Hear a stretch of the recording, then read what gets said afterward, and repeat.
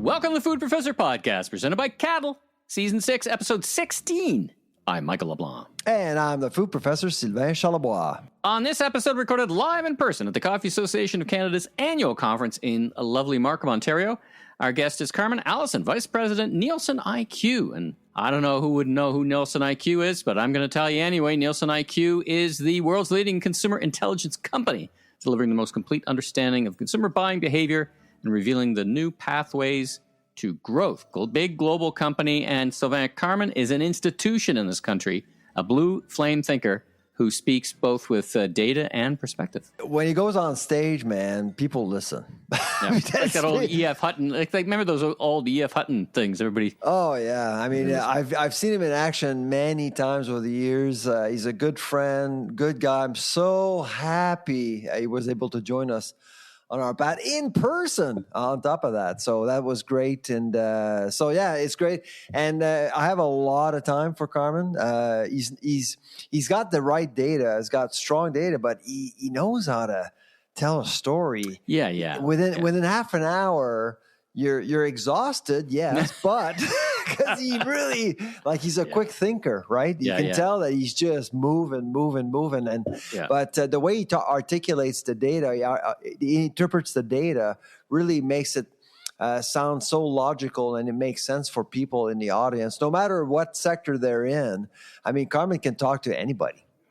Yeah, it really, you nailed it, in as much as lots of people have great data. But a far fewer number of people can present the data as information and just, understand the takeaways and bring the context. So, and a special thanks to Carman and Heather from Nielsen IQ. It was kind of a last minute ask, and we tend to like to give. Actually, it was out of the blue, and you know what? It was a bit on purpose, because if you ask in advance, you're months away from an interview. So we were able to can it, and I'm so happy. Very happy. Hey, don't give away the trade craft here. Don't give away the trade craft.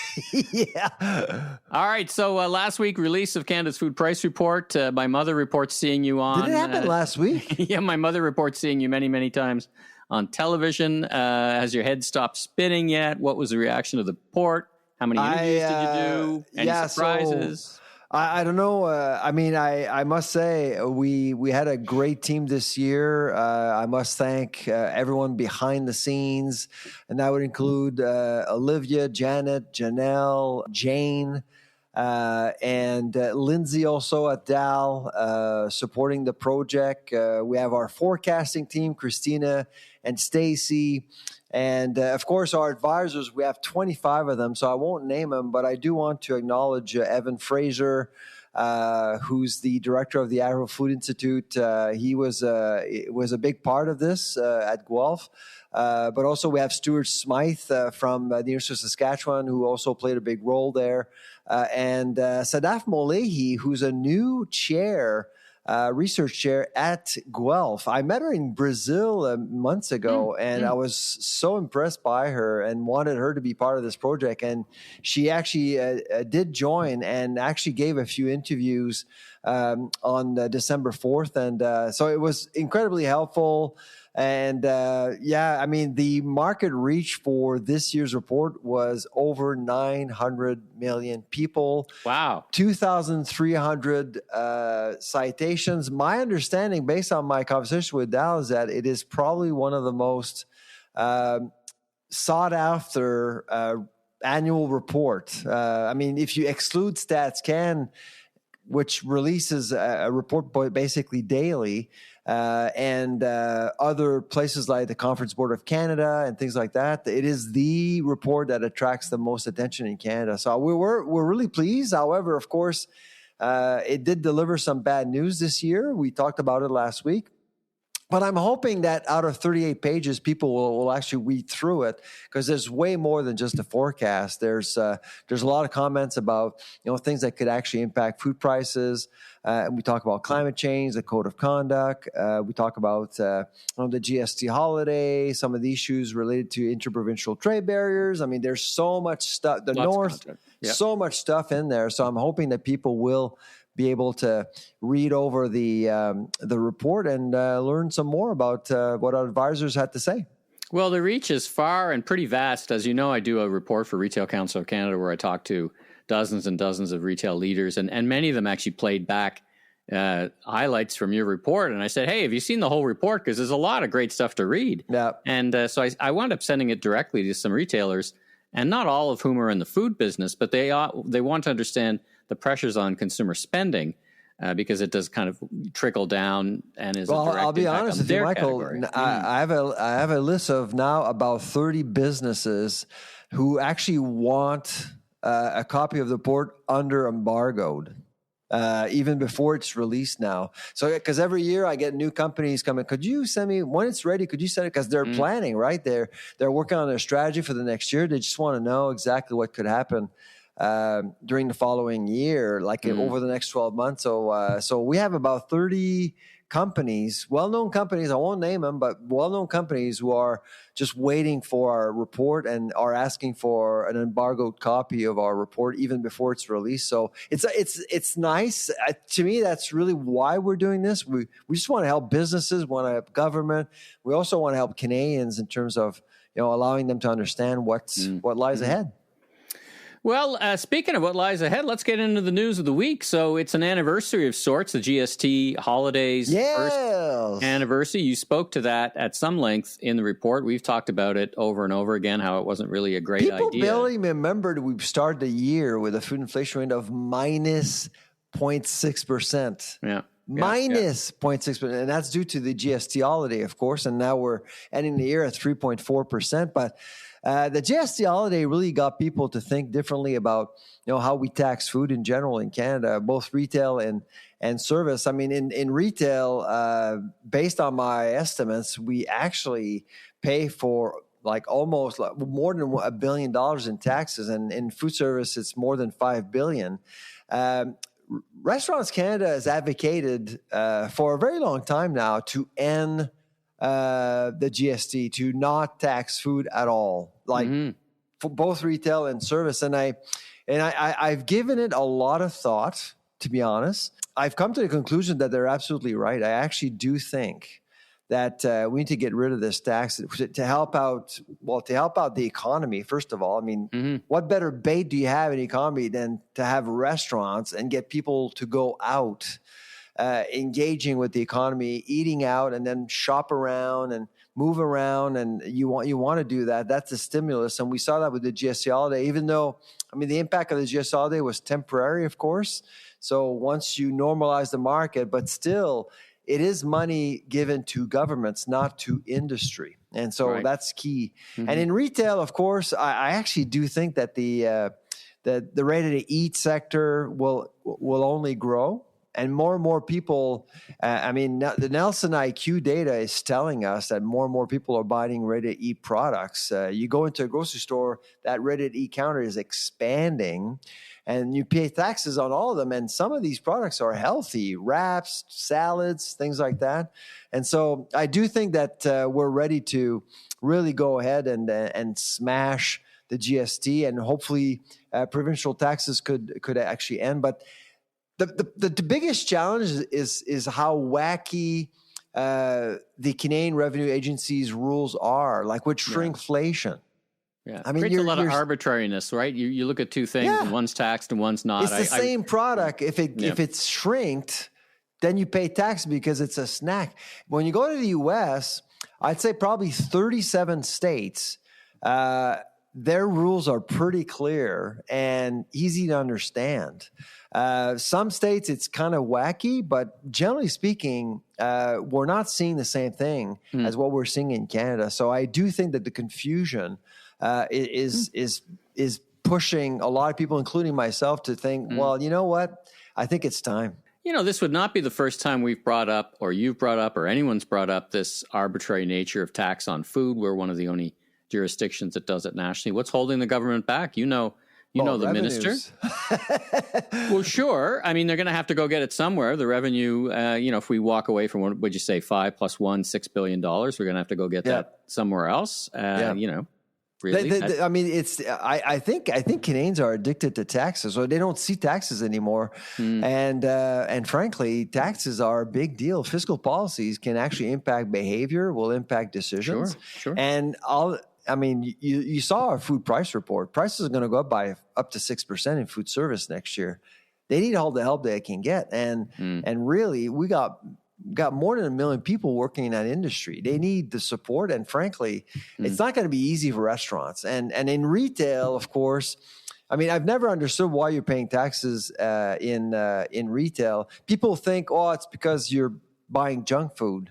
No, not really. Yeah, pay attention, because it's not just about like a sin tax here. Okay, we're taxing perfectly good food here, but you're not checking your receipt. All right. Well, shout out to our federal government and the Carney government to make a decision that actually helps consumers in the very, very short term. And if I can add something, going back to the ready-to-eat counter, I mean, clearly in the literature, you're seeing more and more people who are struggling from a food security perspective, and they're buying ready-to-eat products at the grocery store because they don't have time to cook. Why? Because they have 2 or 3 jobs. Yep. So we're penalizing them on top of, like, more so than other middle-class, upper-class people. So you got to think about how regressive taxation can be at the grocery store. All right. Well, let's leave that one there, and let's get to some chicken news. Chicken! So, it's funny, when you say chicken, I always think about that video, Sledgehammer, by Peter Gabriel. I don't know why. I don't know. The dancing chickens? Yeah. I have a chicken on the barbecue right now, actually. I can smell it from here. Love me a good chicken on the smoker. So what's going on with chickens? What situation is getting worse, and what's on your mind? Meat counter economics are a mess.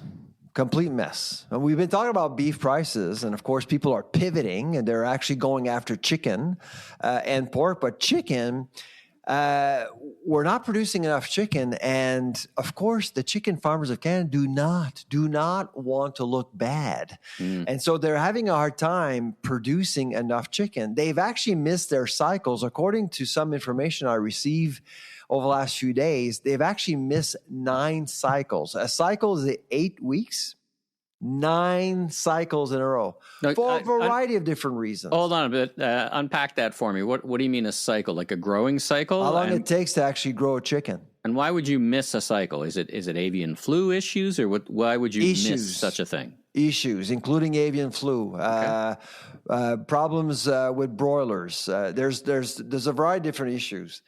The reason why chicken farmers don't want to talk about it, and they're not very transparent about it, is it's because it actually is making supply management look bad. Supply management is supposed to actually allow farmers to produce what we need. Yeah. If you skip a cycle, maybe 2, people will understand, but 9 in a row, that's not the avian flu. I mean, there's something else going on here. It's bad planning. That's what it is. It's just bad planning. And supply management is all about good planning. It's all about strategic planning, for the nation. Because the farmers can count on a reliable price and consistency. Exactly. They buy the feed. They know how much they need to produce. And that's why it's highly coordinated. That's why we have supply management. But it's failing, and they don't want to talk about it. So here's what's going on. So we've been importing for well over 45 million kilos. 45 million kilos of American chicken. And now they're at the border. They're trying to collect data to see exactly what kind of chicken is coming into the Canadian market. And we suspect that there's a lot of fowl chicken, i.e. older chickens, coming into the Canadian market. And because some observers, processors, believe that really the chicken farmers of Canada are about to accuse Americans of importing chicken and basically putting supply management out of whack, which is actually not true at all. It's not. We're importing more chicken because they're not producing enough. But my understanding, and this is of course without any confirmation, but my understanding is that they're playing this political game to protect the virtues of supply management, while accusing Americans for not playing fair, when in reality, it's really about the fact that they haven't planned properly. And frankly, what I find completely disgusting, at the end of the day, you and I will pay for that. chicken prices are going up in the new year because of what's going on right now. And people need to know that. You know, it reminds me of that old saying, other than that, how is the play, Mrs. Lincoln? I mean, it sounds like there's a lot of things going wrong. Oh, yeah, no, absolutely. In the chicken side of business. Now, who can we talk to confirm some of this? Who should we invite on the podcast? Chicken Farmers of Canada, but they won't accept our invitation. But I do think that the government should get involved here and ask questions to the Chicken Farmers of Canada. Why are you testing chickens? Why are you testing DNA? They're conducting DNA testing at the border for fowl chicken. You cannot know how old is a chicken with DNA testing. You cannot. So what is going on here? Okay. Jeez, we've unraveled a mystery here. Well, I've actually unrolled. I actually put out a thread last night on X, and people can actually look at it. And it's been read, but it's a complicated issue. I mean, it's complicated. So it's away from consumers and it's supply management. So I don't expect any reporters or people to fully understand what's going on. But at the end of the day, what really matters to us is that we're likely going to see chicken prices go up in the new year. And chicken is actually even more critical than beef because chicken is the meat that is the most consumed at the meat counter by far. Mm-hmm. And people love chicken. And if you talk to Nanjo's, Chalet Suisse, Saint-Hubert, KFC, I mean, they all rely on affordable consensus supplies to actually make a living. So there too are going to be impacted and they're going to be upset, and they are upset, but they can't talk. They can't say anything. They can't express their views because of the board. All right.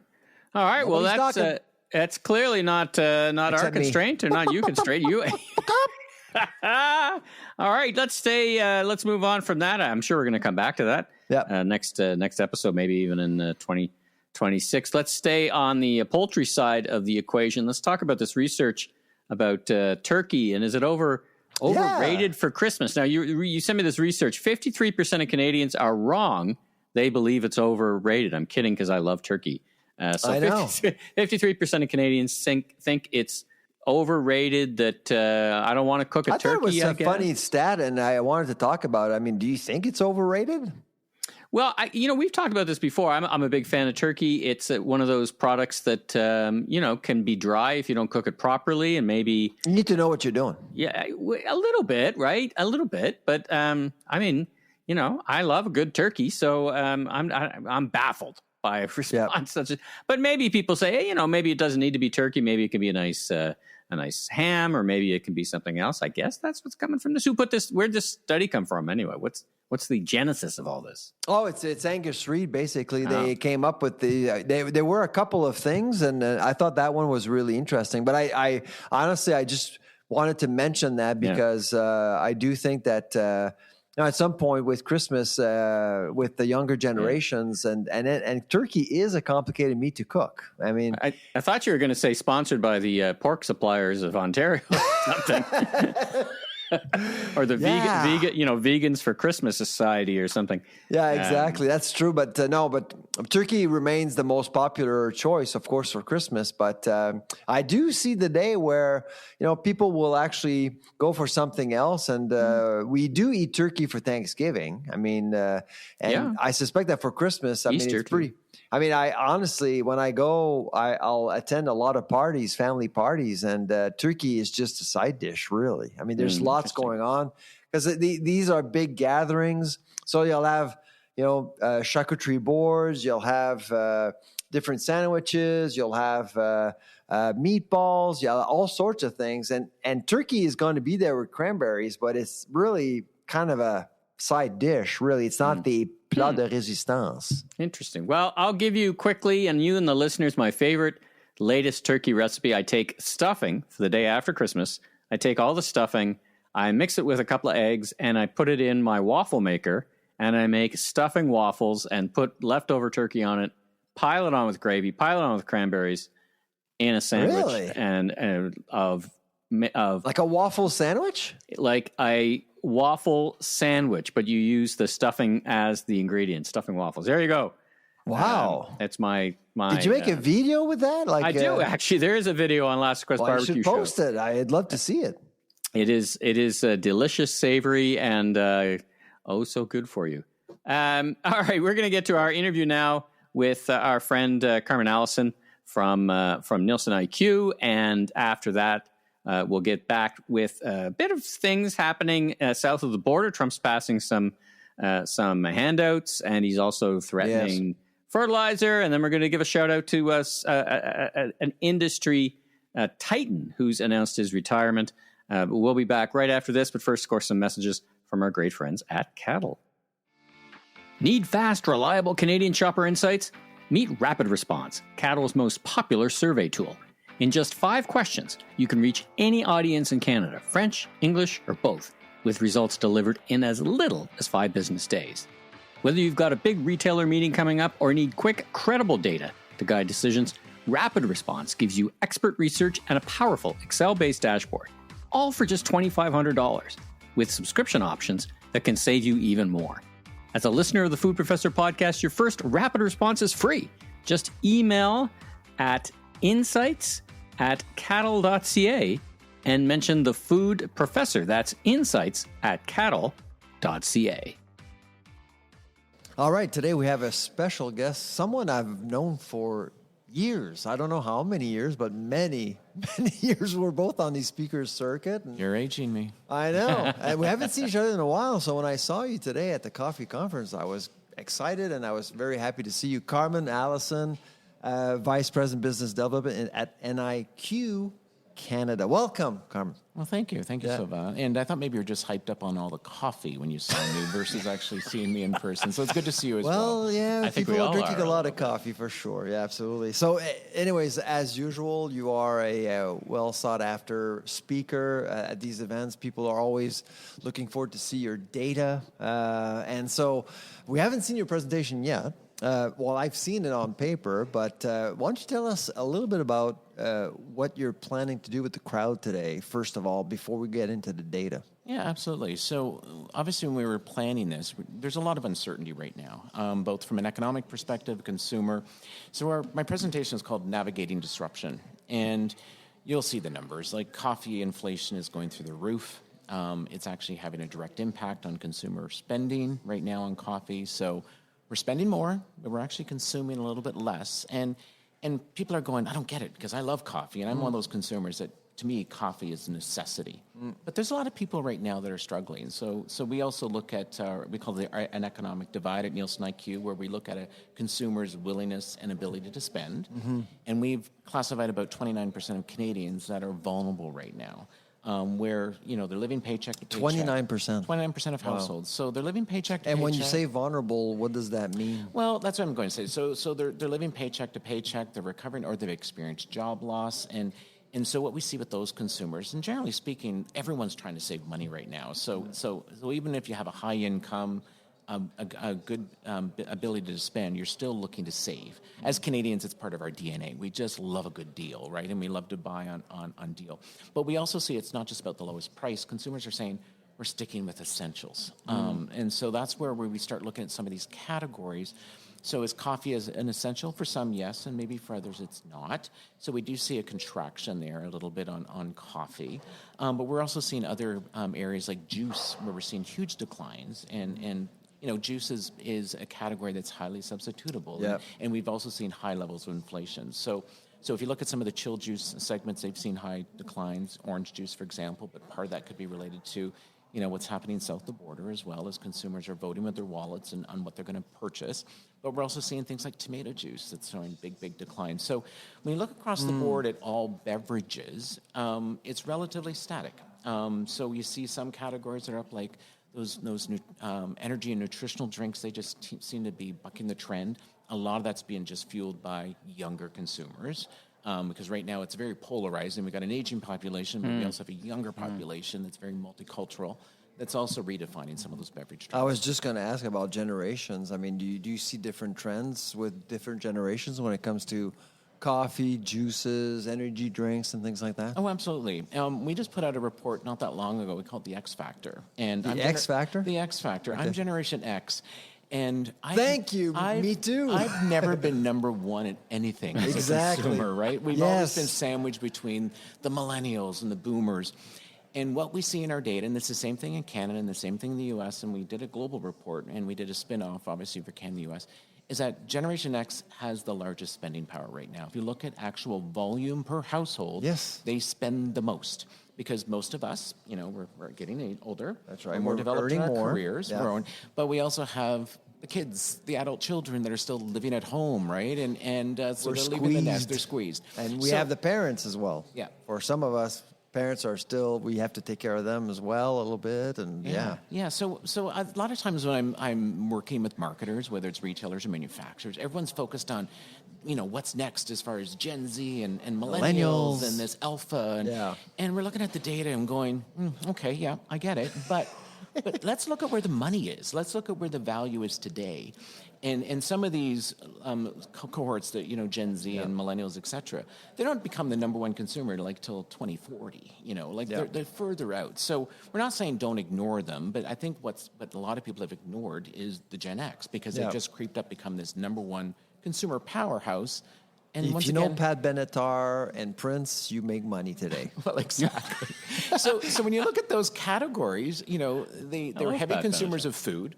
We're also seeing consumption of OTC and medicinal products growing. They also spend a lot on their pets as well. So that consumer group is very valuable for the retailer across the entire store, right? Yep. So that's something where we're just kind of challenging the thinking because everyone's thinking millennials and boomers, but hello, Gen X is X Factor. It's number It's a good one right message now. for sure. There's a couple of three threads. This is a great conversation. A couple of three threads I want to follow. One of which is demographics on a whole. We've got a lot of new Canadians, and many come from a culture where they don't drink alcohol, but they enjoy a nice beverage. Is this an opportunity for the coffee category? Is there an opportunity for them there? Oh, absolutely. So we just launched our Omni Shopper Panel, and this is something we launched just recently in April. So we now have 2 years of history. So it's basically our home scan panel on steroids. So we've now increased our panel to almost 35,000 households. Oh, wow. And part of that as well, we've really upped our ethnic representation. So we have almost 16,000 households now that we're looking at purchase behavior that identify as being multicultural. So Chinese, South Asian, Black, Filipino, those are the ones we're breaking out separately. Right. And those ones account for about 18%. So think about 1 in 5 households fall into that group, but about 36% of households fall into that ethnic definition. And we look at it across the regions in Canada, and no surprise, Ontario and BC score the highest, but then you're getting Alberta that's actually Saskatoon, I think, has got a huge, great population of new Canadians as well. and then we start breaking it out by city, and everyone knows Toronto, Vancouver, et cetera, and Calgary now it's like more than 50%, but Halifax, Nova Scotia, it's now growing quite significantly. So Eastern Toronto, it has the highest concentration of multicultural consumers. So back to your question around are these beverage trends? We do see that they do consume beverages very, very differently. So we're here today talking about coffee, and I'm going to challenge them a little bit about the fact that we've seen 3 million new Canadians come in the last number of years. And we've heard recently the government's pulled back on immigration. That's going to continue for the next years as well. So, but it's still 300,000 new Canadians a year. Well, I mean, exactly. It's not nothing. Yeah, but what we're seeing, regardless of coffee, but what we're seeing across the board is that volumetric growth, as far as what is going through the checkout, is not keeping pace with population growth. Oh, interesting. So if you think about population growth, 2 to 3%, well, there's more mouths to feed, there's more consumers to drink, and we're not seeing that offtake. And, there's things that are happening, and I'm going to talk about that later today in my presentation, about the fact that, consumer economics are coming into play. So I talked about the fact consumers are just sticking with the essentials and reducing consumption. Some sad things are happening. People are skipping meals. They're eating leftovers more, which that's good because there's a lot of food waste in Canada. But we also know food insecurity, and we don't measure that at Nielsen IQ, but I read constantly about the fact now there's 2.2 million visits to a food bank. That has a direct impact on sales retailers. and something like coffee, because people don't think, well, I'm going to a food bank for coffee, but that could be, once again, an opportunity for the manufacturers, once again, to look for, donating and doing their goodwill as well. But we also have to think about the GLP-1 effect. That's having an impact. In Canada, is following a lot of that trend that we saw in the U.S. And we're getting research out of the U.S. that shows that, yes, when people are on these drugs and medications, and we know that in Canada it's maybe for diabetes, but people are using it for weight loss as well, their consumption can go down about 2% in the first 6 months, and longer than that, it can go up to about 5% decline. So what we're seeing is that there's a consumption decline here as actual food. So you actually you're measuring a difference right now. Yeah. The GLP-1 effect is real. It's interesting, right, Sylvain? Because it was like 18 months ago when we first started talking about, this GLP-1, we got to really start paying attention. Well, I got to tell you, I mean, Carman, we released our first GLP-1 report last year. Just by curiosity, wanted to measure exactly how many people are on these drugs and how many are on these drugs for weight loss. And a couple of companies called us for private briefings. That's when I knew something's up. I know, and our numbers shocked me as well. I knew something was up when the airlines started saying they were going to get greater fuel efficiency on their flights because people weighed less. That's when I knew something. I'm like, you're saying that in your annual meeting? My goodness. Wow. And well, it kind of surprised me as well. So that Omni Shopper panel that we have, about 35,000, we're surveying them now because we can link attitudes or what they're actually doing to actual purchase behavior. So the number came out, we had 15% of Canadian households that said that someone is using GLP-1s on the last year. So that number surprised me. Then I started thinking of my family. I have an uncle who's on it. I have a nephew who's on it. Now, for them, it's been diabetes, but I also have someone in my family, I won't mention their name, they went on it just as a way to lose some weight for a wedding, right? So it was a temporary thing. So there's those behaviors that are really impacting consumption. And NIQ, you guys are doing something no one else can. I mean, you just said it. With the Omni now, which I didn't know, I have to admit, you can actually connect perceptions with actual behavior. Correct. That is powerful data. And the other thing we're doing, I know we talked about it, I'm skipping all over the place a little bit here because I'm so excited about the information and being able to talk to you. But also when we talk about multicultural, we're also segmenting new Canadians versus more established or acculturated Canadians as well. So those Canadians that have been here less than 5 years versus 5 to 10 years plus. So obviously we know that their consumption behaviors are quite different as well. So back to the whole conversation around coffee is that we see that multicultural consumers. Is it coffee's battle to lose or win versus, say, tea? Because many of these cultures come with more tea drinkers, or No, they do consume more tea. So overall, they consume about 10% more tea. Okay. The penetration of tea is higher. So not only more consumers, but those that actually consume tea as well. So they're already in the hot beverage zone already, right? And part of that is just cultural reference back when they come into Canada. But for coffee, I think there's a great opportunity because when you look at coffee segments, roast and ground, which is the majority of Canadians purchase, that's when we're brewing it at home. That's still the lion's share. But they actually, consume a little bit less of roast and ground. The penetration number is a little bit lower. When you look at instant, it scores up higher again. So instant coffee, and also instant coffee, higher penetration, higher buying rate. So when my in-laws came over from Portugal, my wife's Portuguese, and that's all they drink is instant coffee. They grew up on it, and they just drink basic Sanka or whatever. Like they don't even go to more bespoke, but they're an instant coffee family. Well, an instant can play a role for there's this whole craze right now about protein, right, and protein shakes and I've jumped on that. I've jumped on that bag. When I have my protein, it's chocolate based. I have a frozen banana. Is it working? Is it working for you? You can see. I would say yes. I'm just kidding. He's a handsome, fit fella. I mean, listen, I know. I'm glad there's no visual. But if that's your secret, just line me up. I'm gonna. So I put my frozen banana and I blend it up so it's a chocolate banana. But now I'm putting a scoop of instant espresso in it. So now I'm getting this mocha banana. And I do that in the morning. So now I'm kind of like going, all right, it's giving me a boost. It's my protein. So I think there's a role that coffee can play. And, right now, my social media, I made the mistake once of watching one of these videos on Instagram. And now that's all I get is different recipes around protein.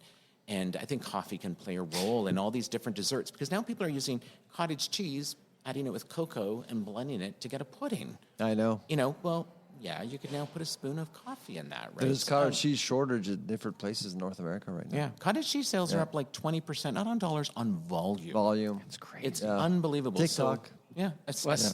I got one last follow, and then I'll pass the mic back to Sylvain. And I want to talk about a basket of ideas that is either sustainability or fair trade, and how do you index that with the population, the younger people who seem to, A, they have affordability issues, unemployment. B, they seem to demonstrate different attitudes when it comes to shopping, like Shein and Temu, which is kind of the direct-to-landfill sites. They're very popular. So they kind of say, I'm big on it matters. That's how I'm going to make my choice. The coffee industry has been a big leader of sustainability and from a packaging and from a sourcing. And how does that factor into the consumer decisions? Do they care anymore?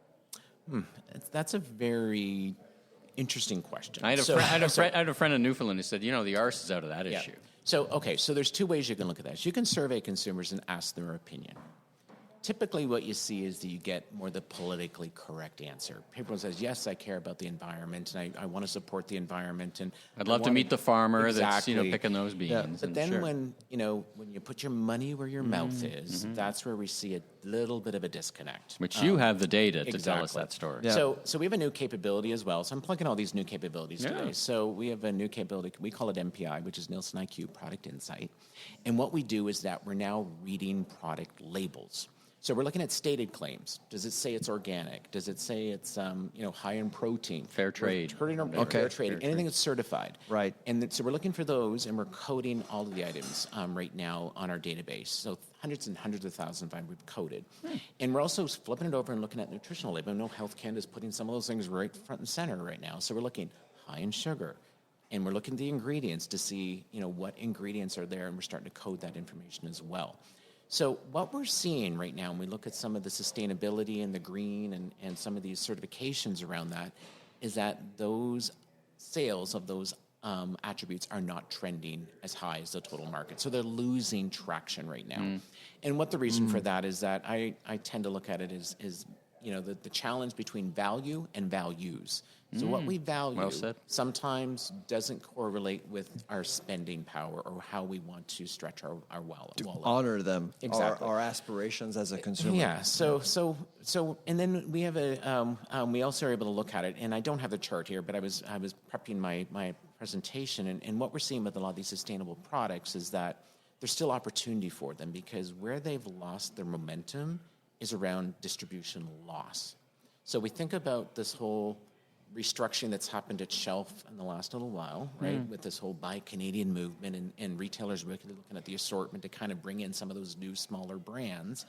And we've seen some of those sustainable products potentially be delisted, or they're not promoting them as well. So right now in Canadian, the Canadian wants to be rewarded, and you got to keep motivating them, because right now money talks, right? So I may walk into the store with the intent of buying that sustainable product, and I walk to the shelf and I went, oh, something shiny. Oh, there's a promotion. And then I just switch my behavior at shelf. So there is opportunity for these brands. And once again, I think you need to continue to promote, just like every other brand. Once again, make sure you have the right distribution in the right store, because right now the world is shifting to discount format, and discount means, I always say it's like you got less means less is less, and sometimes it came discount. I refer to it sometimes as a cash flow shopping. Yeah. So like I may shop at a dollar store and it's a smaller size, and per ounce it's double if I went to like a big box format or a Costco. But that's what I have in my wallet. It's spend today. control. Right. Exactly. So we see people are either buying the smaller sizes to control spend control, or they're buying the larger size to get the larger lower cost per use as well. So when I said less is less for discount, is that you get lower prices, anywhere from 15 to 20%. We see when we're trying to, look at a typical basket, that's the savings that up for grabs. That's tangible, right? If you think about inflation, when it peaked, 10, 12% for Canada, well, all you had to do was go to discounters and you were saving that inflation, right? But they also have less assortment, because they need those high turn items. Less choice. Right, exactly. Right. They need to sell more volume, more units to make up for the lower, cash registering, because they have the lower prices. So less choice, less variety, which means, once again, you can go online for that, which we see there's some momentum. But then how do you differentiate? How do you compete with the discounters? Well, have different assortment that some of those consumers that do vote with their wallet will then stand out. Because if your product's everywhere, what are consumers going to do? Just pull out the app, try to find who has the lowest price, and decide where to shop based on that attribute. And they'll be in control of the path instead of the retailer. Exactly. Yeah. So a couple of things. Buy Canadian. You have some data. We do. Tell us a story. what's going on? Is there a Buy Canadian movement? Is there an anti-American movement? Is there both? What's going on? Yes to all the above. Okay, so I know that's so we've done, we're doing a quarterly survey to understand consumer sentiment around Buy Canadian. And that whole elbows up, I think a lot of us are getting tired of having our elbows up the entire time, right? And that's something I find with including the Prime Minister, apparently. Yeah. I find as Canadians, I joke because in my previous role, I was working a lot with the U.S. and comparing U.S. trends versus Canadian trends. And I say Canadians tend to, we tend to get very vocal about something, whether it's politics or whether it's about, a trend. And then we tend to roll over and accept it over a period of time. Yeah. So we are seeing this still Buy Canadian movement. Tangibly, it is showing increase of growth. Do you think of it as Buy Canadian or not Buy American? Like I think of it inversely. Because most stuff, like coffee, you're not really buying Canadian ground and Canadian brands. Yeah. Well, it's a combination of both. So right now it's like anything but U.S. So we're seeing the volume of U.S. products. And then once again, this is brands that have said made in the U.S., product of the U.S. So it's back to that capability I talked about. We're reading labels. They physically have to say that it's a made or a product of the U.S. So if it doesn't say anything, we haven't classified. We're not making that leap of faith. So we are seeing about a 7% decline year to date of products that say, made in the U.S. or product of the U.S. So there is a direct relation. And that's year to year? A year to date. Year to date. Year to date. Okay. Year to date versus the previous year to date time period. So I think I had about 39 weeks up to January 1st to the end of September. If I'm doing the number right. That's what we're seeing. Was that surprising to you? That number? No, it wasn't surprising. Because we also look at top manufacturers. We look at top, some of the big corporations as well. We're seeing some softness in some of those larger manufacturers. Yeah. So the smaller players are doing really, really well right now. They're growing about 6%, so they're looking for differentiation, and retailers are listing some of these small, unique brands. And all you have to do is go into the health food section of the store as well, and you're just seeing all these brands you're not familiar with.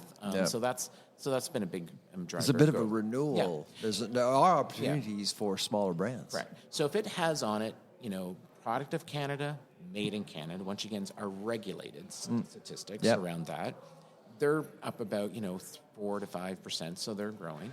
But origin of Canada, which means anything that's made in Canada, and they don't meet those qualifications, they're actually just keeping pace with the overall growth. So we are seeing if you can get the certification for made and product, you're seeing some benefit there. But if it's just a Canadian product that doesn't have the certification, it's just keeping pace with the total.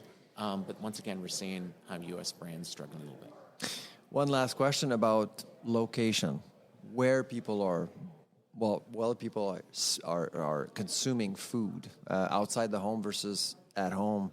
Any trends that you're seeing right now? Is there a shift? Are people staying more at home because of what's happening with the economy? Or do you still see an appetite, no pun, to get out of the house? And for what reason? And is coffee one of those reasons still? So we measure in-home consumption. Now, we have a webinar tomorrow. I haven't seen the information as of yet. I'm not hosting it. That's talking about out-of-home consumption. So, out of home. Okay. So I don't have the answer to that for question today to give you the answer you need with the statistics. But what we are seeing is that, once again, if we look at in-home consumption, it's still lagging population growth, and people are pulling back. But then you look at the fundamentals of cooking, right? And whether it's meat and some of those ingredients in the center of the store and the perimeter of the store, it's doing quite well, but it's very different by category. So you see some categories are up, some categories are down, but consumers, once again, are still in the game. They're still shopping, they're still consuming, they're still making meals at home as well.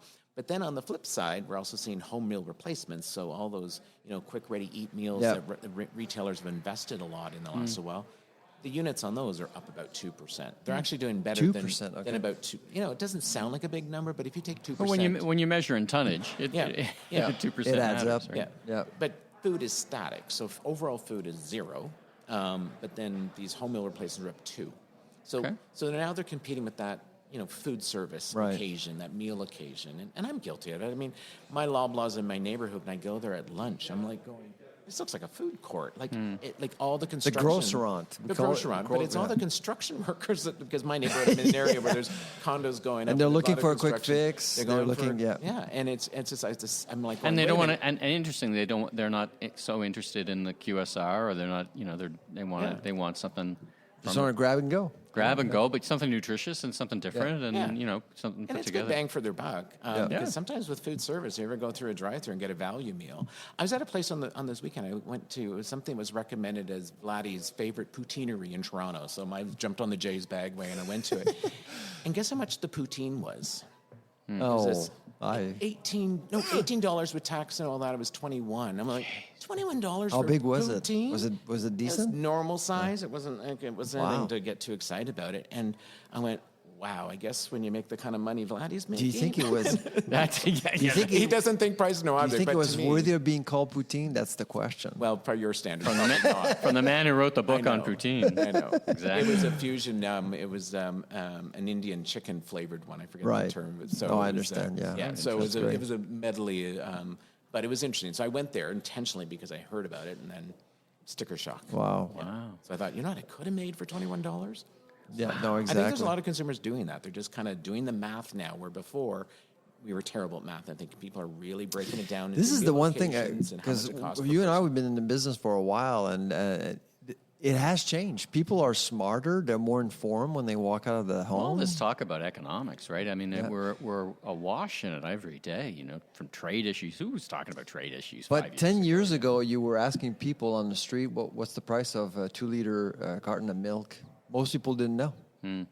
Now, a lot of them, they do know. Sense. Well, yeah, they look at prices a lot more. And, well, they have the technology to do that as well. Yeah, like you can use AI to ask, or you open up an app, and I do it. I make my shopping list through that from a weekly perspective.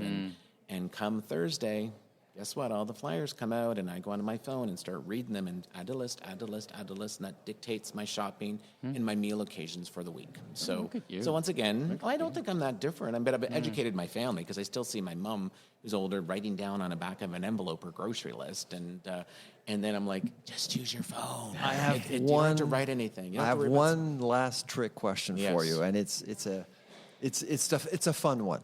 Okay. So you're in the business of data. Okay.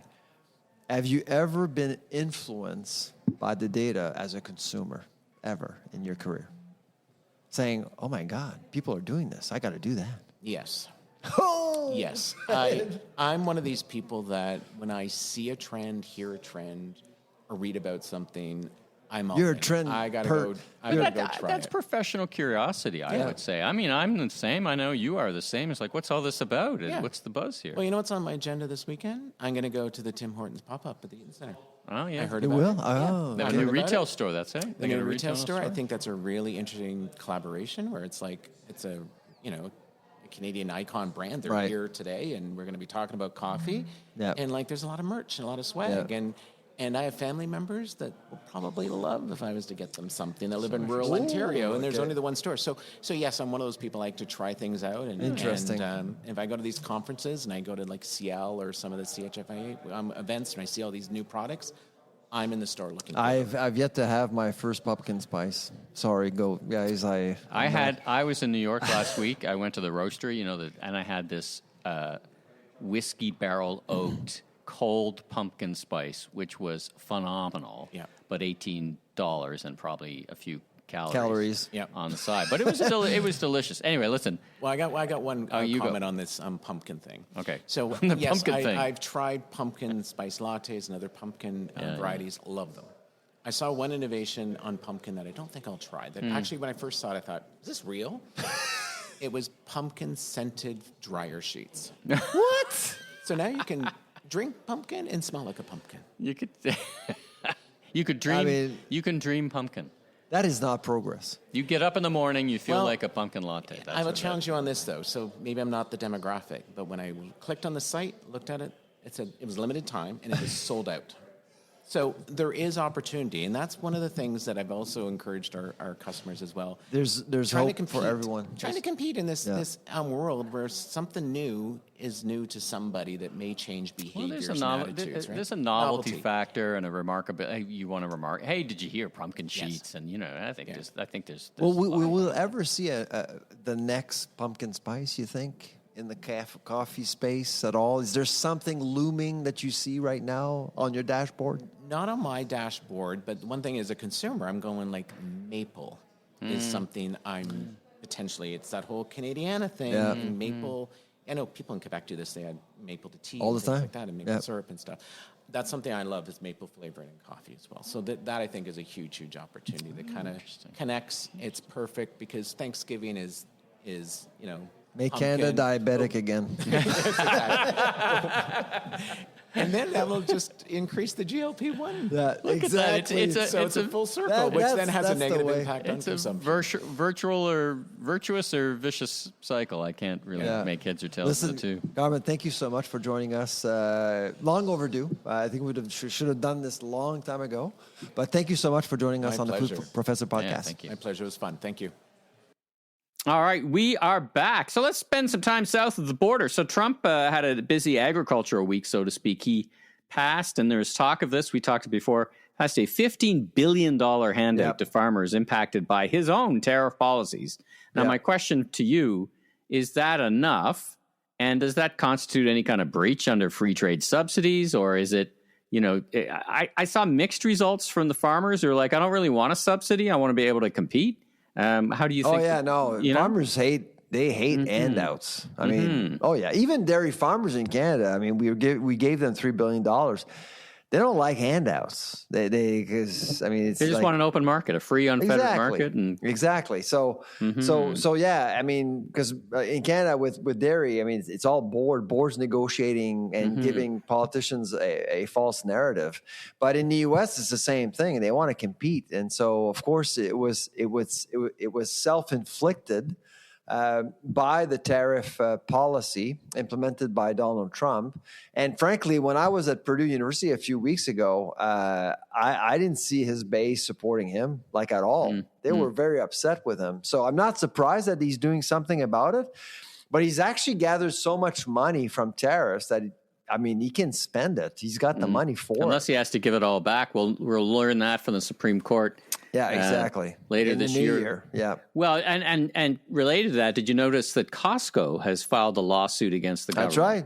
And what struck me as odd is Costco generally keeps to themselves, right? They're not an organization that even... Yeah, I'm surprised. I mean, you're the retail guy, so I'd like to get your thoughts on that. I was surprised that they were first, and I'm surprised that we haven't heard others follow quickly. Yeah, I'm not sure they're the first. I've been hearing of lots of lawsuits in the wings, but they were certainly the most, seemed to be very public about it. And in fact, they just hired a Biden administration commerce person for their, not hired, but I think put them on the board. So anyway, it was just kind of interesting. Wow. Now, at the end of the day, there's lots of people just firing up the civil lawsuits, waiting to make sure that if the Supreme Court decides that under IEPA, as our friend Mark would they'll get their it, money back for real.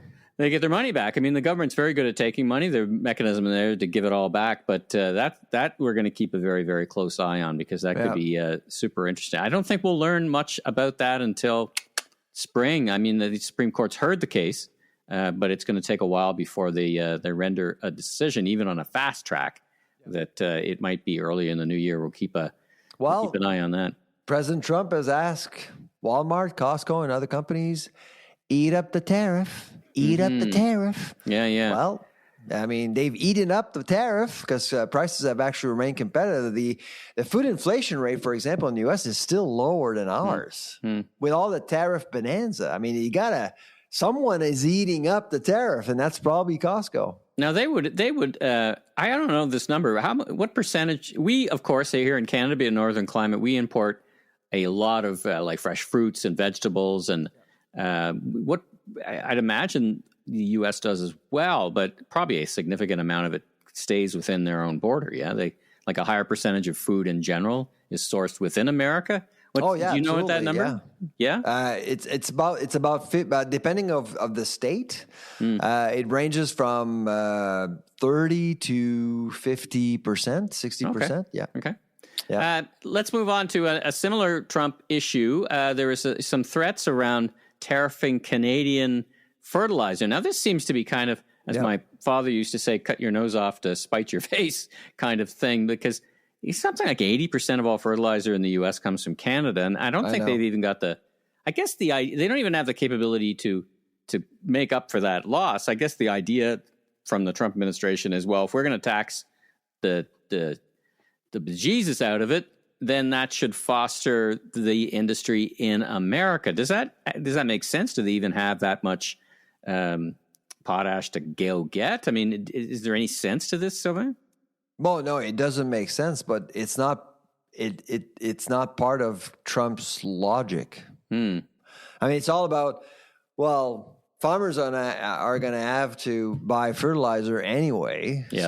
So might as well make money out of it. I mean, I think that's basically where he's going with that. It doesn't make sense to you and I and to Canadians and to most people who actually believe in, I don't know, trade. But in Trump's head, I actually just think that, he's looking at money coming into America. He's looking at an input coming in from Canada to America. Might as well get a piece of the action. I think that's basically it. It's pretty linear as a way of thinking. Okay, another random question is, who else makes a lot of fertilizer? I was thinking Russia, right? So theoretically, they could get it from Russia. I think Ukraine does as well, right? Yeah, but Russia is a touchy subject right now. It's touch and go politically, as you know. But I don't see how American farmers can avoid Canadian fertilizers, to be honest. I mean, Nutrien just announced that it was investing in the U.S. To grow the Asian market. But I mean, the U.S. is also a very natural market for Canadian fertilizer companies. So I honestly don't see how Americans can go without Canadian fertilizers, to be honest. All right. Well, and once again, so might as well make money. I don't know if it was a ramble or we'll keep an eye on that as into 2026. I'm looking forward to 2026. We've already got a bunch of guests booked. We've already got some episodes recorded. I mean, we got a nice jump start on the year. We'll be at Seattle. You and I were talking about that. And next week we'll have our top 10 food-related stories of the year, as top usual. 10. That's always a very popular episode. One of my favorite episodes of the year. Yeah. Last thing I wanted to wrap with a salute to George Salias, who I know quite well. He's Ontario's CEO, president of the LCBO, the big or LICBO, as the kids would call it, one of the biggest wine and beer importers, retailers in the world. Largest buyer of alcohol in the world. Yeah, and he announced his retirement. 30 years in that organization, almost 10 years as the CEO. It's transformational leadership. They're a fabulous retailer. I mean, you can listeners may or may not like the fact that it's state or provincially owned versus free market, but regardless of that, when you walk in an LCBO store under George's leadership, looks like a great retailer experience. I hope he shout out to George. I hope he spends his time in tranquil Ontario or Greece or wherever, a vineyard very far away from the political process. And enjoys his well-deserved time. So shout out to George Salias. Absolutely. Thank you for your service, sir. All right, let's leave it there. Great episode. We're going to wrap with that, and we'll be back for our last episode of 2026. Or sorry, our last episode of 2025. Not to get ahead, we're getting ahead of ourselves, but lots more great content coming up next year. I'm Michael LeBlanc, media maven and podcaster, and a bunch of other stuff. And you are? I'm the food professor, Sylvain Charlebois. Safe travels, everybody. Take care.